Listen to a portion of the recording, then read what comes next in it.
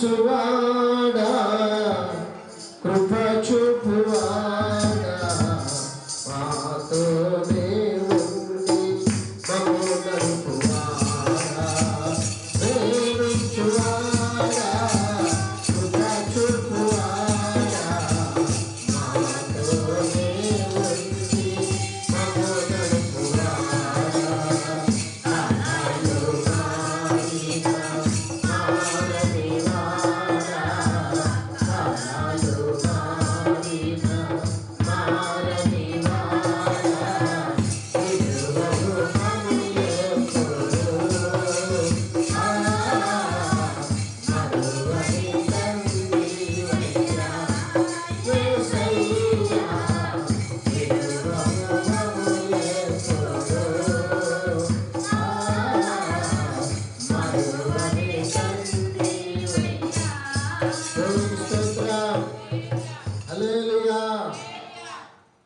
భయభక్తితో దేవుణ్ణి సేవిస్తే ఆ కుటుంబాలు ఎంతగానో ఆశీర్వదించబడతాయి, దీవించబడతాయి, అనేకమైన ఆశీర్వాదాలతో ఉంటాయి. భయభక్తులు అనగా దేవుని పట్ల ప్రజలరా గౌరవ భావము మరియు విధేయత కలిగి ఉండే వారిగా ఉండాలి.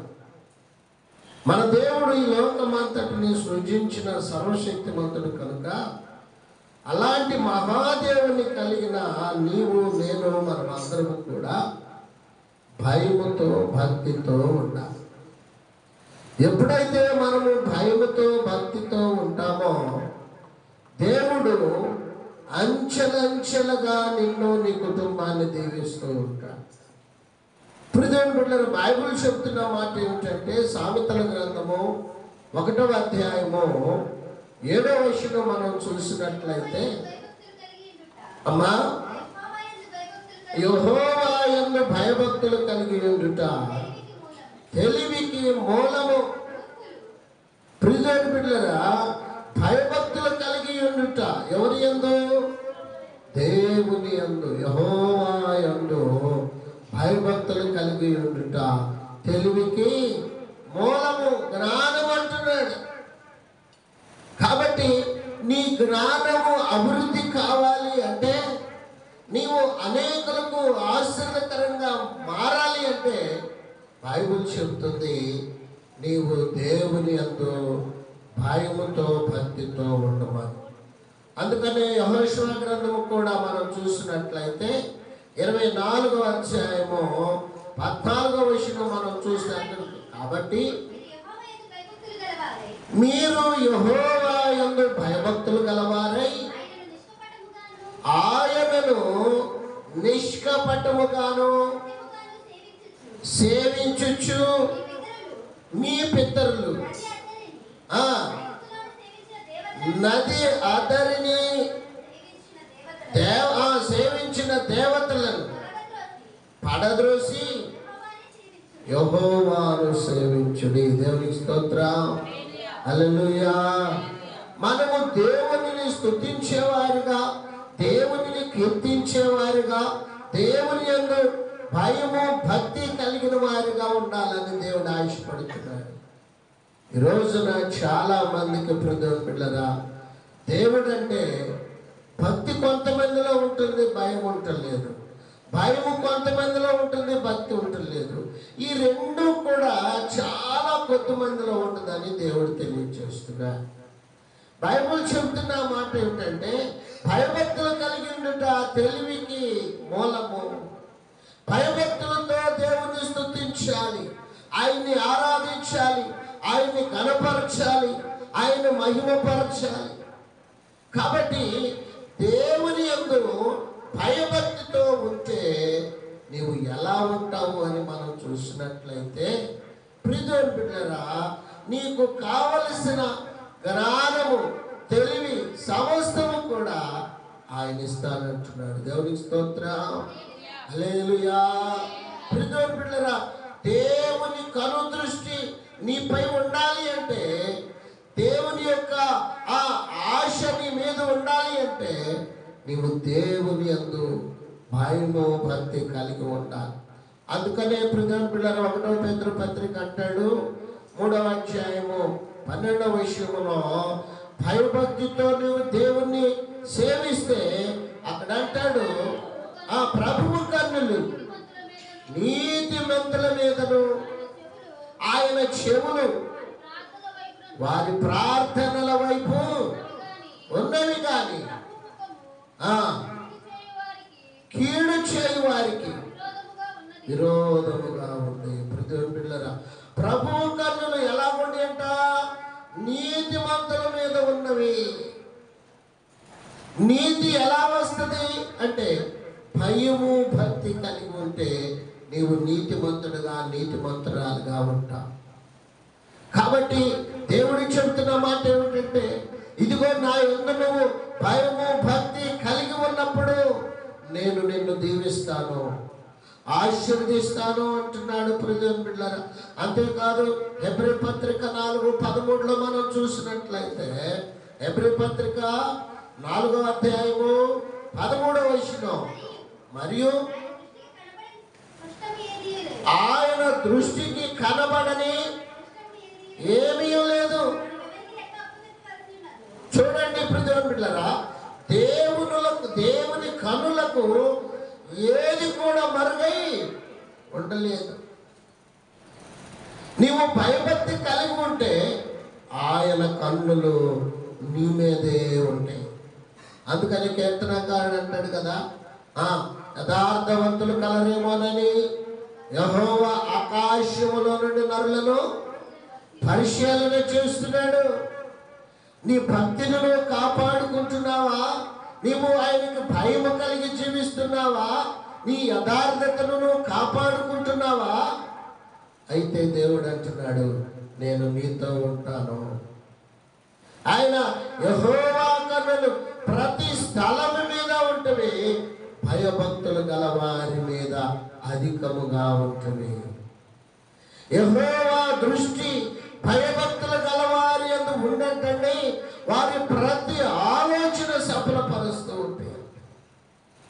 కాబట్టి ప్రియమైన బిడ్డలారా, ఈ రాత్రికాల సమయంలో నీవు దేవునికి భయము భక్తి కలిగి ఉంటున్నావా? భయము భక్తి కలిగి దేవుణ్ణి సేవిస్తున్నావా? దేవుని కృపకు పాత్రుడుగా ఉంటున్నావా?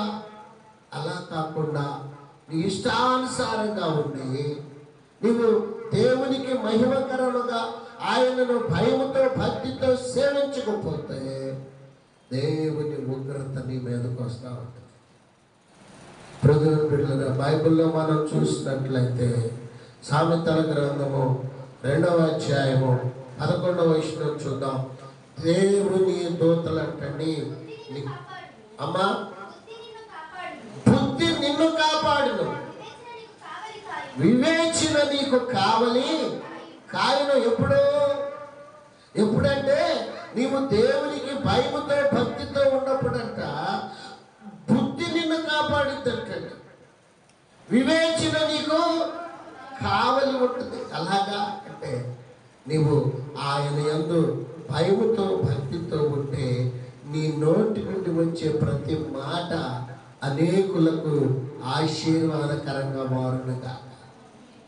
హల్లెలూయా. ఒక్కొక్కసారి మనం చూస్తూ ఉంటాం కదండి, బయట మనం పిల్లలను చూస్తే ఒక్కొక్క రీతిలో ఉంటాం. వారు చేస్తున్న పనులు చూసినప్పుడు పెద్దోళ్ళు అంటూ ఉంటారు, ఏమిరా భయం లేని పనులు, భక్తి లేని పనులు, ఎవరిని ఏ విధంగా అనాల్సింది అర్థం కావట్లేదా? ఎవరిని ఏ విధంగా మాట్లాడాలో తెలియట్లేదా? ఏ పనులంట? భయము లేని పనులు, భక్తి లేని పనులు, ఇష్టానుసారంగా. ఒక్కొక్కసారి పిల్లగా భయము భక్తి కలవారిని కూడా సాతానుడు భయంకరంగా వాడుకుంటూ ఉంటాడు. దేవుడు ఆ యొక్క ఏదైనా వనంలో అవ్వముని ఆదాముని ఉంచారు. దేవుని యందు ఎంతో నమ్మకంగా భయముతో భక్తితో ఉన్న వారిని సైతము ప్రియమైన బిడ్డలారా సాతానుడు వెళ్ళి ఒక చిన్న మాట, ఇది నిజమా? ఆమెలో ఉన్న భయం ఎక్కడికి వెళ్ళిందో, భక్తి ఎక్కడికి వెళ్ళిందో తెలియదు, కానీ వెంటనే ప్రభువు పిల్లరా ఇదిగో ఆ యొక్క సాతానుడి మాటకు లోబడిపోయి పాపం చేసేసి, ఆజ్ఞాతిక్రమే పాపం, పాపమునకు జీతం మరణం. అది ఎంత భయంకరంగా ఉంటుందో. కాబట్టి నీవు దేవుని యందు భయముతో భక్తితో ఏ పని చేసినా ఆ పనిలో దేవుడు తోడుగా ఉంటాడు. హల్లెలూయా, హల్లెలూయా. అంతేకాదండి, దేవుని దూత నీకు కావలిగా ఉండి నీ ప్రతి అవసరతను తీరుస్తుందండి. ఆయన దూతలు నీకు పరిచర్య చేస్తూ ఉంటారు. కారణం ఏంటంటే నీవు ఆయన్ని గౌరవిస్తే ఆయన దగ్గర ఉన్న దూతలు నీకు పరిచర్య చేయునుగాక. హల్లెలూయా, హల్లెలూయా. కాబట్టి ప్రియమైన దేవుని బిడ్డలారా, దేవుని సన్నిధిలో ఉన్న నీవు నేను మనం అందరము కూడా ఆయనకు భయముతో భక్తితో వణుకుచుండేవారిగా, గడగడ వణుకుచుండేవారిగా ఉండాలని బైబిల్ తెలియజేస్తుంది. చూడండి, నెహెమ్యా గ్రంథము 1వ అధ్యాయము 11వ వచనం చూద్దామా. నెహెమ్యా గ్రంథము 1వ అధ్యాయము 11వ వచనం. యెహోవా చెవియొగ్గి నీ దాసుడనైన నా మొరను, నీ నామమును భయభక్తులతో ఘనపరచుటయందు ఆనందించుచు ఆలకించి ఈ దినమందు ఈ మనుష్యుడు నా యందు దయ చూపునట్లు అనుగ్రహించమని. దేవునికి స్తోత్రం. హల్లెలూయా, హల్లెలూయా. ప్రియమైన దేవుని బిడ్డలారా, దేవుడు చెబుతున్న మాట ఏమిటంటే అక్కడ అంటాడు కదా, ఇదిగో నువ్వు భయముతో భక్తితో ఏం చేయాలంట? ఆయన్ని కనపరచాలి, ఆయన్ని మహిమపరచాలి. ఎప్పుడైతే నువ్వు ఆయన్ని మహిమపరుచుతావో దేవుడు నీ పట్ల ఎంతో ప్రేమను చూపిస్తూ ఉంటాడు. అది కొలతలేని ప్రేమ ప్రియమైన బిడ్డలారా. అది ఎన్నడూ ప్రియమైన బిడ్డలారా తొలగిపోని ప్రేమ. ఆయన నీపై చూపే ప్రేమ ఈ లోకంలో ఎవ్వరు కూడా చూపలేరు. దేవుని స్తోత్రం. హల్లెలూయా. ఏమంటున్నాడమ్మా, చదువు. యెహోవా చెవియొగ్గి నీ దాసుడనైన నా మొరను, నీ నామమును భయభక్తులతో కనపరచుటయందు ఆనందించు. ఎవరంట? ఎవరు ఆనందిస్తారంట? దేవుని యందు భయభక్తులు కలిగిన వారు ఆనందించేవారిగా ఉంటారు. కారణం ఏంటంటే మనం దేవుని యందు భయభక్తులు కలిగి ఉంటే మనం దేనికి భయపడవసరం. ఎందుకంటే ఆయన దూతలు నీకు పరివారముగా ఉందురుగాక. హల్లెలూయా, హల్లెలూయా. కాబట్టి ప్రియమైన దేవుని బిడ్డలారా, మనము దేవుని సన్నిధిలో భయభక్తులు గలవారిగా ఉంటే ఆయన మనల్ని ప్రేమిస్తూ ఉంటాడు, దీవిస్తూ ఉంటాడు, ఆశీర్వదిస్తూ ఉంటాడు. అంతేకాదు, ఏబు గ్రంథంలో మనం చూసినట్లయితే ఏబు గ్రంథము 6వ అధ్యాయము, ఏబు గ్రంథము 6వ అధ్యాయము 8వ వచనం. నా విన్నపము నాకు నెరవేర్చబడును గాక. ఏంటండి? నేను కోరు దానిని దేవుడు నెరవేర్చును గాక. దేవునికి స్తోత్రం. హల్లెలూయా. దేవుడు నా విన్నపము నాకు ఏమంటున్నాడు?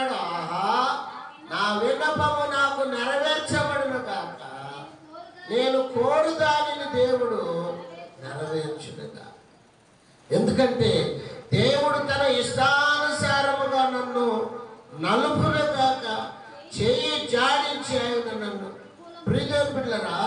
ఇక్కడ ఆయన విసిగిన మాట, ఆ మాటకు ముందు అంటాడు, ఆయన అంటున్నాడు, ఆహా నా విన్నపము నాకు నెరవేర్చబడును, నేను కోరుకున్న దానిని దేవుడు నాకు. అవును ప్రియరా, ఈ లోకంలో చాలామంది అనేక రకరకాలు అనుకుంటారు, కానీ వారి కోరికలు నెరవేరక భయంకరమైన పరిస్థితుల్లో ఉంటూ ఉంటారు. కానీ దేవుడు నీ ప్రతి అవసరత తీర్చడానికి ఆయన సిద్ధంగా ఉన్నాడు. ఆయన నీకు ఏది ఇష్టమో అది తెలుసుకొని అది అనుగ్రహించడానికి సిద్ధంగా ఉన్నాడు. కారణం ఏంటో తెలుసా? నీవంటే ఆయనకు అంత ఇష్టం, నీవంటే ఆయనకు అంత ప్రేమ. కాబట్టి ప్రేమామయుడు కనుక ఆ ప్రేమామయుడు దృష్టిలో నీవు భయముతో భక్తితో కలిగిన దానివిగా కనబడినట్లయితే ఆయన్ని ఏమాత్రము కూడా విడవడు. దేవుని స్తోత్రం. హల్లెలూయా, హల్లెలూయా. యేసేపు దేవుణ్ణి ఎంతగా ప్రేమించాడంటే భయముతో భక్తితో సేవించేవాడు.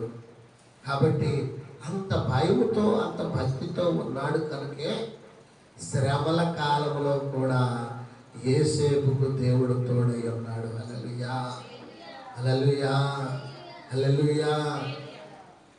పిల్లరా, అనేక రీతుల్లో సరసాలలో వేసినప్పుడు, గుంటలో వేసినప్పుడు, లేకపోతే భయంకరమైన పరిస్థితులు వచ్చినప్పుడు, చావు దాకా వెళ్ళిన ఆ చావు యేసేపు ఏమీ చేయలేకపోయింది. దేవుని స్తోత్రం.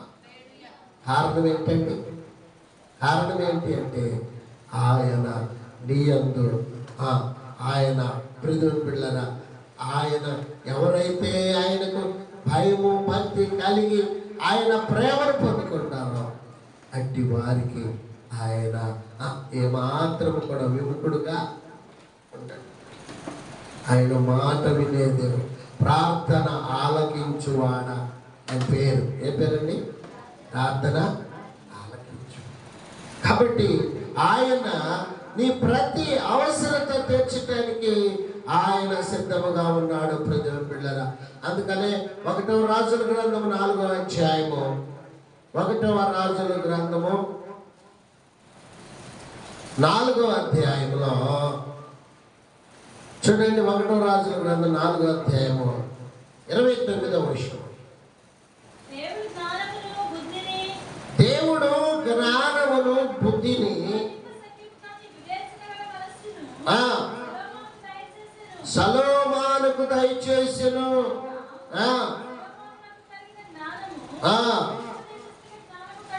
కంటెను ఐగుప్తీయుల జ్ఞానమంతటి కంటెను అధికమై ఉండెను. దేవుని స్తోత్రం. హల్లెలూయా. దేవుడు జ్ఞానమును బుద్ధిని వర్ణింప శక్యము కానీ వివేచన గల మనసును సొలొమోనుకు దయచేసి. ఎందుకో తెలుసా? సొలొమోను దేవునికి భయముతో భక్తితో ధ్యానించేవాడు, ప్రార్థించేవాడు. హల్లెలూయా, హల్లెలూయా. అందుకనే పిల్లరా, దావీదు మహాభక్తుడు, అయ్యా నేను మందిరం కడతానయ్యా అంటే, దావీదు నీవు నా మందిరం కట్టద్దు, నీ గర్భము నుంచి వచ్చిన వారి చేత నేను మందిరము కట్టిస్తాను. కారణం ఏంటంటే పిల్లరా, ఆయన దావీదు దేవునికి భయము భక్తి కలిగి ఉన్నాడు, కానీ త్రుటిలో పడిపోయాడు.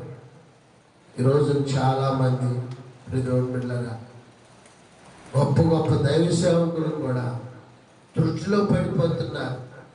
భయం లేకుండా, భక్తి లేకుండా, ఎవరి ఇష్టానుసారం ఉంటున్నారు. వారు విశ్వాసులే కావచ్చు, లేకపోతే ఇంకా పాస్టర్సే కావచ్చు, భయంకరమైన పరిస్థితుల్లో ఉంటున్నారు. కారణం ఏంటంటే పిల్లరా, వారికి భయం లేకపోవటం, భక్తి లేకపోవటం, పర్వాలేదులే నాకు తెలుసులే, కాబట్టి నాకు తెలుసులే.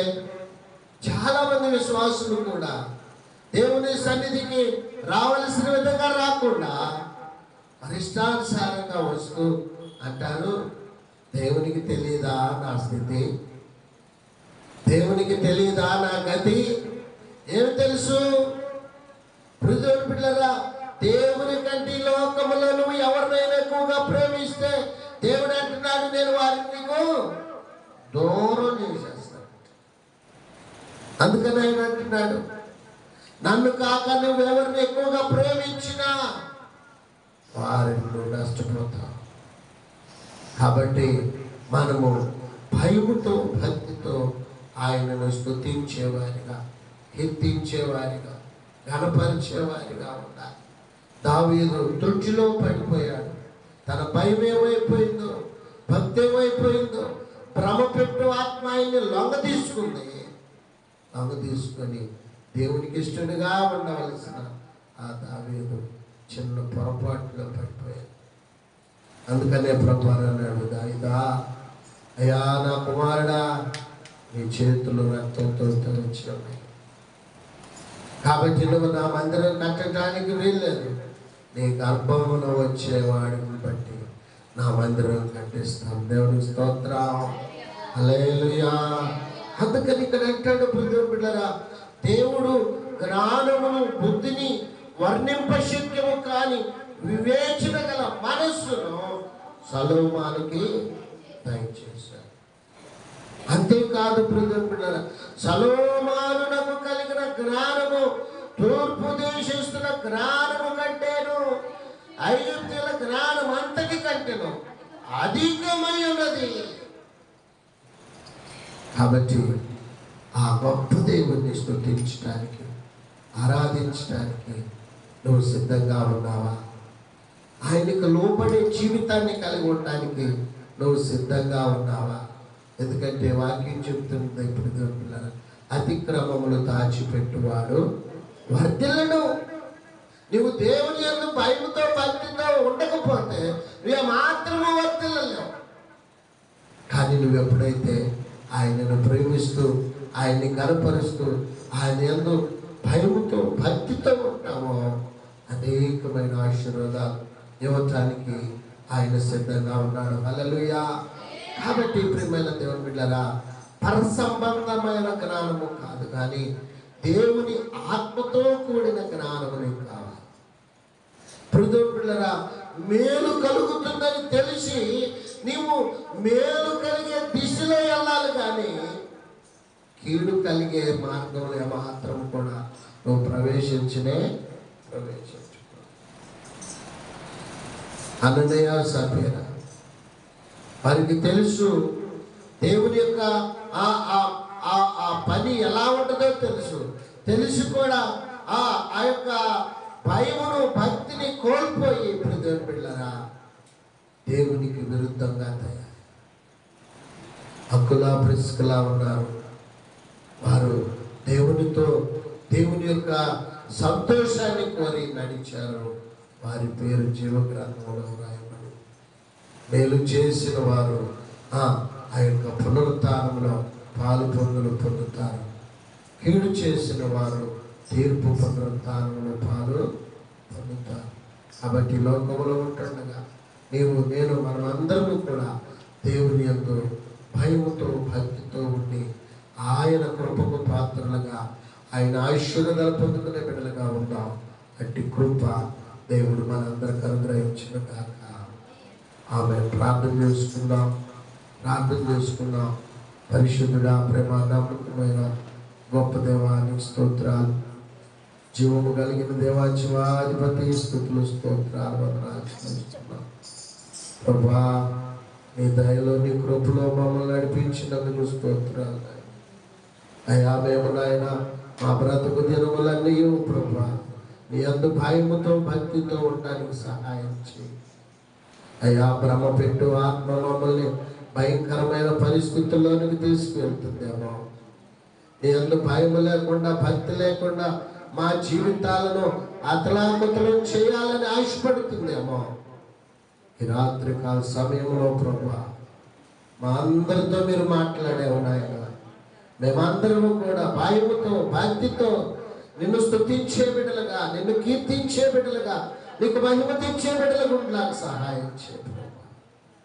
మాకు కాదు యెహోవా, మాకు కాదు, నీ నామానికి మహిమ ఘనత ప్రభావాలు కలగడానికి సహాయం చేయ. యేసయ్యా నీకు వందనాలు. ఇదిగో ఈ రాత్రికాల సమయంలో దర్శనాల ద్వారా మాట్లాడండి, కళల ద్వారా మాట్లాడండి.